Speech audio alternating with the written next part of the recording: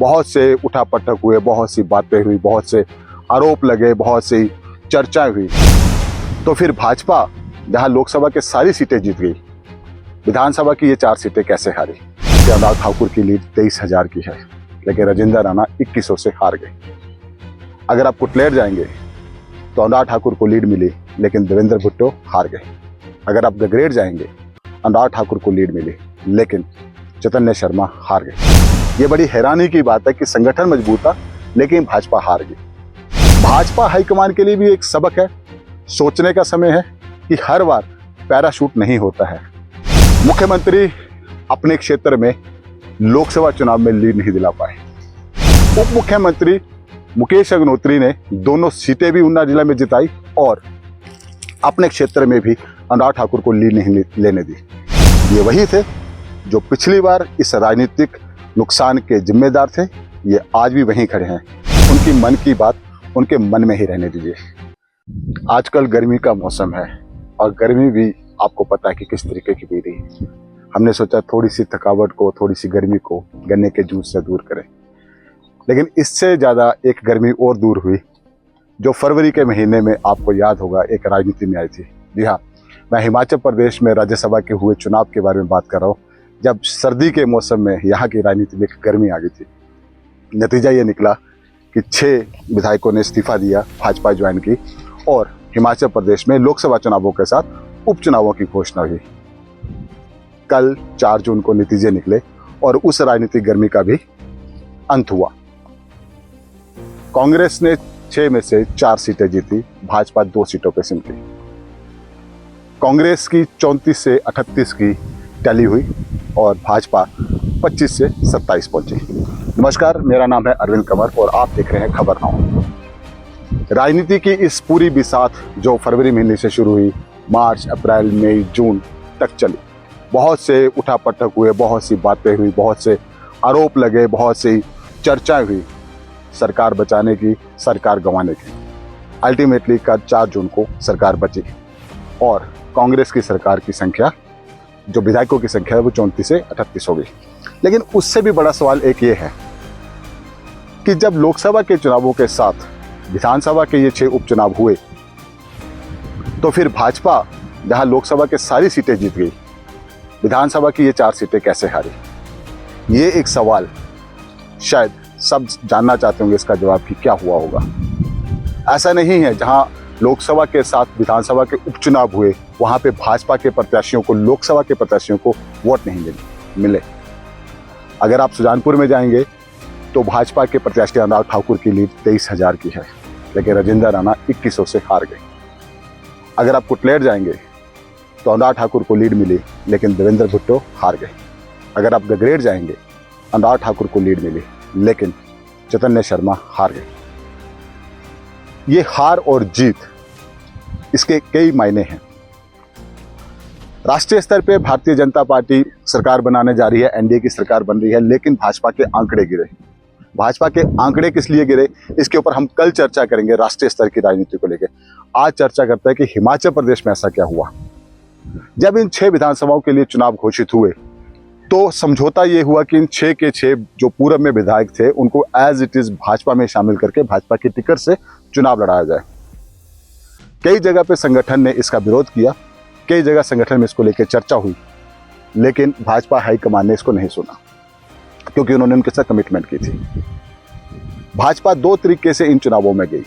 एक तरीका, जहां पे संगठन मजबूत था वहां पे भाजपा हार गई। ये बड़ी हैरानी की बात है कि संगठन मजबूत था लेकिन भाजपा हार गई। रीजन, भाजपा के जो वहां के संगठन के पुराने खिलाड़ी थे, जो पूर्व में विधायक रहे, जो 2022 में इन्हीं लोगों से हारे, उनके लोगों ने इनको अपने साथ नहीं लिया। उन विधायकों के जो पूर्व विधायक थे, उनके संगठन के लोगों ने इनके साथ चले। अगर आप पूरे चुनावों में देखेंगे तो आपको कहीं भी बहिष्कार नजर नहीं आया। इनके साथ चले, इनके साथ चुनाव प्रचारों में रहे, सारी जगह रहे, लेकिन इनको वोट नहीं डलवाए। इनको वोट नहीं डलवाए इसलिए 4 हारे। 2 जीते इसलिए क्योंकि 2 ने अपना संगठन मजबूत रखा हुआ था। इंद्रदत्त लखनपाल और सुधीर शर्मा, इन दोनों ने अपना संगठन मजबूत रखा हुआ था और उस मजबूत संगठन के चलते इन दोनों ने वहां पे जीत हासिल की। धर्मशाला में तो इससे भी बढ़कर ये हुआ कि जितने भी बीजेपी के नेता थे वहां पे, वो सब एक अम्ब्रेला के नीचे आए। ऐसे ही लखनपाल के साथ हुआ, एक अम्ब्रेला के नीचे आए, लेकिन बाकी 4 जगह पे अम्ब्रेला के नीचे नहीं आए। भाजपा हाईकमान के लिए भी एक सबक है, सोचने का समय है कि हर बार पैराशूट नहीं होता है। पैराशूट के लिए भी साथ में टैलेंट चाहिए होता है, जो अगर टैलेंट नहीं है, अगर एंटी इनकम्बेंसी चल रही है, तो उसको समझ के भी देखना पड़ेगा। दूसरी तरफ निश्चित तौर पर कांग्रेस ने बेहतर प्रदर्शन किया, सरकार बचाने की साख थी, सरकार बचाई गई, उस साख के ऊपर वो लोग खरे उतरे। निश्चित तौर पर जो मैंने पहली वाली बात सरकार बचाने की साख में बहुत काम आई। भाजपा के संगठन ने अल्टीमेटली सुप्पू की सरकार जो बची है, वो भाजपा के उस संगठन ने बचाई है जो इन पैराशूट लीडरों को नहीं एक्सेप्ट कर रहा है। उन्होंने उनको एक्सेप्ट नहीं किया, तो वो वोट जो है कांग्रेस की तरफ गया, कांग्रेस के नेताओं को मिला, कांग्रेस के कैंडिडेट्स को मिला।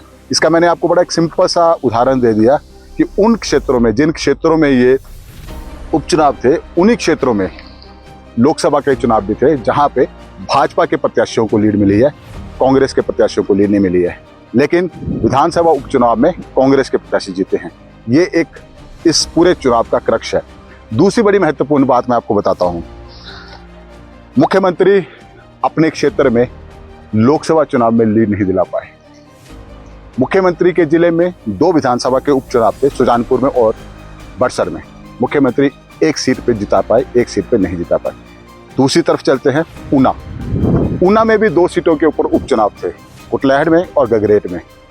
ऊना से कांग्रेस के प्रत्याशी थे सतपाल सिंह राजदा, हमीरपुर लोकसभा के लिए जो ऊना सदर से थे, वो अपने क्षेत्र में लीड नहीं ले पाए। लेकिन उप मुख्यमंत्री मुकेश अग्निहोत्री ने दोनों सीटें भी ऊना जिला में जिताई और अपने क्षेत्र में भी अनुराग ठाकुर को लीड नहीं लेने दी। ये एक सत्ता के अंदर मुख्यमंत्री और उप मुख्यमंत्री के दोनों अपने अपने जिलों की रिजल्ट्स की मैं आपके साथ डिस्कशन कर रहा हूं। अब आते हैं सबसे महत्वपूर्ण बात के ऊपर। ये 6 उपचुनाव किस लिए हुए?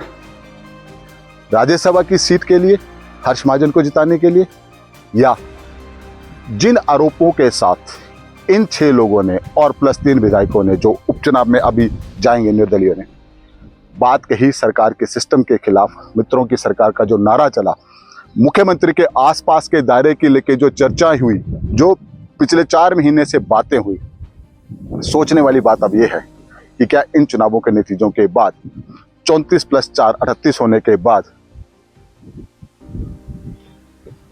उस चीज को ठीक किया जाएगा? जिस चीज के आरोप मुख्यमंत्री के आसपास के दायरे में, ना केवल इन विधायकों ने जिन्होंने उस दौर में रिजाइन किया था, बल्कि आप विक्रमादित्य की बात कर लीजिए, विक्रमादित्य ने उस वक्त रिजाइन दिया था। अब क्या उन चीजों को ठीक किया जाएगा? संगठन के अंदर उस समय इन चीजों को लेकर बहुत आक्रोश हुआ कि सरकार कांग्रेस की आई है, लेकिन सरकार चल मित्रों की रही है। तो क्या मुख्यमंत्री इस झटके के बाद, जो उनको 1.5 साल के अंदर राजनीतिक रूप से लगा, उससे उभरने के बाद क्या अब सरकार के अंदर, संगठन के अंदर, मुख्यमंत्री के कार्यालय के अंदर इन चीजों में परिवर्तन किया जाएगा, या ऐसे ही चलता रहेगा? क्योंकि चुनौतियां भी हैं, मैं आपको फिर कह रहा हूं, क्योंकि दिल्ली में तीसरी बार एनडीए की सरकार बनने जा रही है। 25 से 27 वो हुए हैं, राजनीतिक उठापटक अभी भी चलती रहेगी। कभी आप आगे, कभी वो आगे, कभी आप पीछे, कभी वो पीछे, ये चलता रहेगा। इसके बीच में अपने आप को मजबूत करने के लिए, अपनी पार्टी को मजबूत करने के लिए, अपने संगठन को मजबूत करने के लिए, अपनी सरकार को बचाने के लिए सबसे पहले मुख्यमंत्री कार्यालय के अंदर, मुख्यमंत्री की जो आसपास की टीम है, उसके अंदर परिवर्तन लाना बहुत जरूरी है। और ये मैं बात इसलिए कह रहा हूं कि कल जब रिजल्ट निकले, उस रिजल्ट के बाद मुख्यमंत्री के एक बहुत करीबी, जो सरकार में उनको एक पोस्ट दी गई है, जिसकी तनख्वाह सरकार के खाते से जाती है, उन्होंने एक सोशल मीडिया के ऊपर पोस्ट डाली जहां पे उन्होंने हमीरपुर जिले की जनता को कोसा, उनके बारे में कुछ टिप्पणियां की। उनका अपना गुस्सा जायज है कि जी मुख्यमंत्री के लिए वोट देना चाहिए, मुख्यमंत्री बड़ी मुश्किल से मिलता, वो सब ठीक है। लेकिन अगर आप सार्वजनिक स्थल पर, सार्वजनिक पटल पर, सोशल मीडिया पे मुख्यमंत्री के करीबी होने के बाद अपनी जो एक, आप कह सकते हैं कि अंदर की जो आपके अंदर चल रही है कवायद कि हमारे साथ ऐसा हो गया, वैसा हो गया, अगर आप उसको इस तरीके से लाओगे, मैं आपको फिर बता रहा हूं, फिर अभी कोई परिवर्तन नहीं हुआ है, फिर हालात वहीं के वहीं खड़े हैं। ये वही थे जो पिछली बार इस राजनीतिक नुकसान के जिम्मेदार थे, ये आज भी वहीं खड़े हैं। मुख्यमंत्री जी, आपको आप इसके लिए सबसे ज़्यादा नुकसान आपको होता है, आपको इसका झेलना पड़ता है। लेकिन हरकतें कोई और कर रहा होता है, उन हरकतों को रोकिए। 3.5 साल का समय है, कुछ पता नहीं होता है कि 2027 में लोगों का मन क्या हो। लेकिन अगर लोगों के मन के साथ चलना है तो पहले आपके आसपास के जो लोग हैं उनकी मन की बात उनके मन में ही रहने दीजिए। खबरनामा के लिए अरविंद कंवर।